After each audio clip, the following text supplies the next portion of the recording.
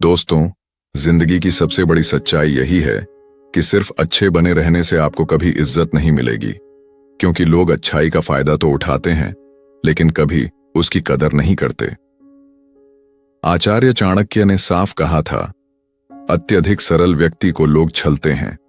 तो आज इस वीडियो में हम गहराई से समझेंगे क्यों सिर्फ अच्छा इंसान बनना खतरनाक है, क्यों थोड़े बुरे यानी सख्त, समझदार और रणनीतिक बनना जरूरी है, और आखिर वो कौन सी कहानियां और नियम हैं जिनसे आपकी इज्जत तय होती है। बचपन से हमें सिखाया जाता है, सबको खुश रखो, सबकी मदद करो, सबके लिए उपलब्ध रहो। लेकिन क्या कभी आपने गौर किया, जब आपको सहारे की जरूरत पड़ती है तो अक्सर वही लोग गायब हो जाते हैं। ऑफिस में जो सबसे मेहनती होता है वही अक्सर प्रमोशन से वंचित रह जाता है।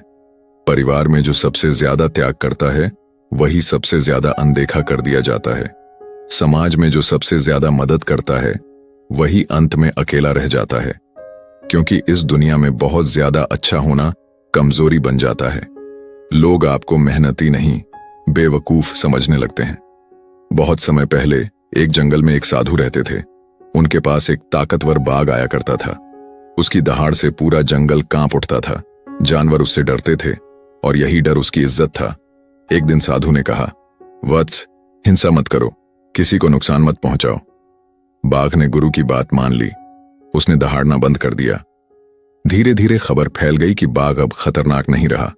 अब बच्चे उसके साथ खेलने लगे, बंदर उसकी पूंछ खींचने लगे। पहले जिसका नाम सुनकर लोग डरते थे, अब उसी का मजाक उड़ने लगा।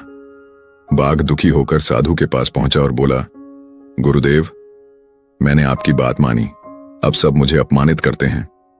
साधु मुस्कुराए और बोले, वत्स, मैंने काटने से मना किया था, दहाड़ने से नहीं।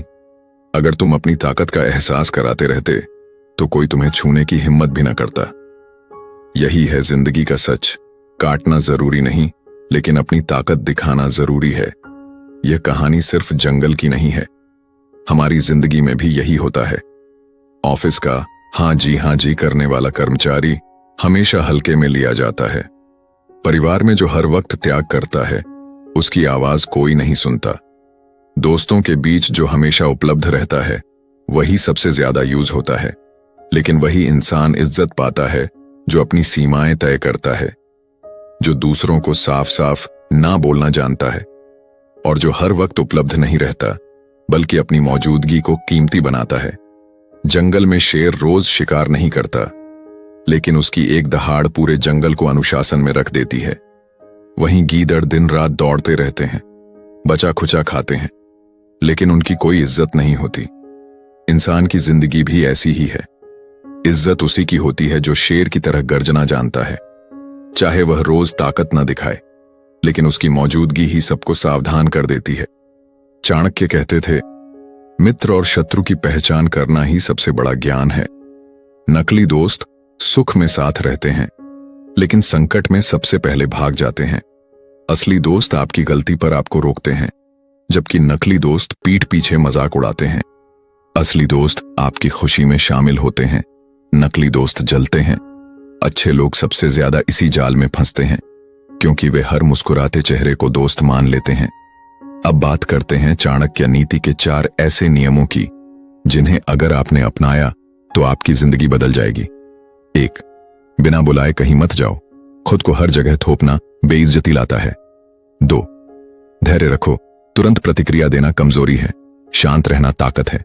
3. हर वक्त उपलब्ध मत रहो, खुद को सोने की तरह दुर्लभ बनाओ, लोहे की तरह आम मत बनो।